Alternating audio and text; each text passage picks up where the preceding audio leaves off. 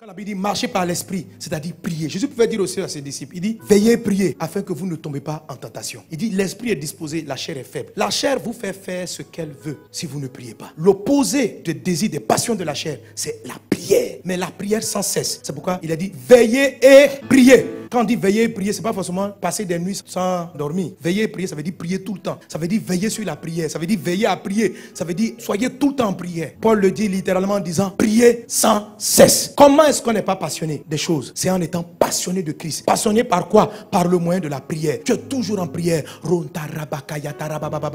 En Luc 21, je crois verset 36, Jésus dit ceci. Veillez donc et priez en tout temps. Cultivez la prière sans cesse. Quand tu dors, prie. Dans ton sommeil, prie. Quand les cauchemars arrivent, prie. Tu te réveilles le matin, prie. Avant de prendre ton petit déjeuner, prie. Au milieu du petit déjeuner, prie. À la fin du petit déjeuner, prie. Avec tes enfants, prie. Lève-toi, prie. Dans ta voiture, prie. Quand tu n'as pas envie de prier, prie. Quand tu as envie de prier, prie.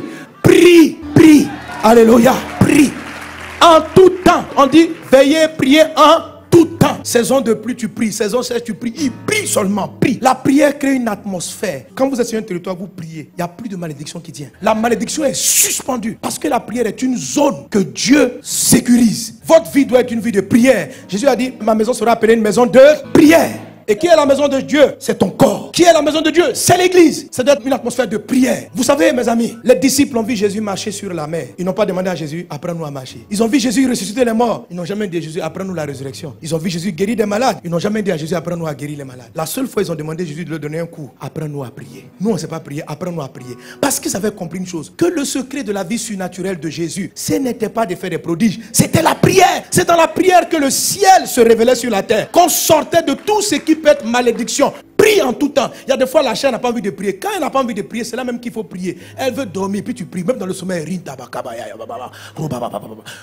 tu pries. Tu te réveilles, tu es en forme, tu pries. Tu as sommeil, tu pries. Prie. Prie. Ne justifie rien. Les disciples disent on a sommeil. Jésus dit je m'en fous. Priez. On dit mais nous on a sommeil. Laisse-nous dormir 30 minutes. On ne dort pas. Priez. Il dit mais comment on va faire? Il dit la chair est faible, l'esprit est disposé. Donc priez. Priez en langue. Priez en esprit. Prie. Dis à ton voisin prie. Tous les hommes spirituels, tous les gens de victoire prient. Et c'est la prière qui prend le temps, qui amène tous ceux qui sont dans votre entourage à être sous bénédiction. C'est comme ça que vous faites transiter la bénédiction qui est en eux. Quand vous priez, les gens qui travaillent avec vous, votre mari, si tu pries, la malédiction ne peut pas le toucher. Quelles que soient les réclamations de ses parents, toi ta maison est devenue une maison de prière. Lui il a un problème dans sa vie. Ton chauffeur, tu pries dans les voitures que tu achètes. Tu pries dans ton magasin. C'est la chair qui va te dire, il ne faut pas prier, que les gens vont te prendre pour un fou. Quelle affaire de fou? Prie, sois fou même, prie. Ta nouvelle boutique, tu ouvres, tu dis les gars, on commence par la prière. Rinda baba, apprends à tes collègues à prier. Tu vas préserver leur vie, tu vas préserver leur famille. Ne sois pas un genre, on dit non, les gens vont penser que tu es un intello, que tu es un intello, tu as fait de grandes études. Comment tu crois en des choses comme ça? Les gens qui te parlent sont les diaboliques. Eux, ils vont faire des incantations avant d'arriver dans ton lieu de travail. Et puis toi, tu es prié, ils veulent te donner un complexe de, il faut te jouer un homme comme eux. Tu n'es pas comme eux.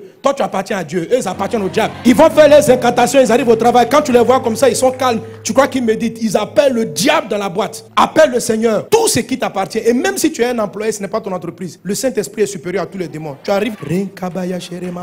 Tu vas paralyser la malédiction qui est sur la société. Tu vas paralyser. Tu vas changer la tendance des choses. Créer l'atmosphère de prière. La prière est une communication avec Dieu. La prière est le câble qui vous connecte au ciel. Alléluia. C'est un câble. Il faut savoir adresser la prière. Écoutez mon message sur 7 étapes pour une vie de prière de victoire. J'explique tout. La prière permet aux anges de monter, de descendre. La prière fait descendre le ciel sur la terre. La prière suspend toute malédiction dans un environnement donné. Amen. Si tu pries que tu vois la malédiction frappe encore, augmente ta prière. Augmente seulement. À un moment donné, elle va renverser la situation. Si une maladie persiste dans ton corps, prie, prie, prie, prie, prie, jusqu'à elle va partir. Prie. Pierre avait une réclamation. Jésus dit, j'ai prié pour toi. La réclamation ne va plus avoir son effet. Donc il a régné, il est revenu à Jésus. Satan n'a pas gagné. La prière a sorti l'apôtre Pierre d'une réclamation satanique. La prière va sauver vos collègues. La prière va sauver votre conjoint. La prière.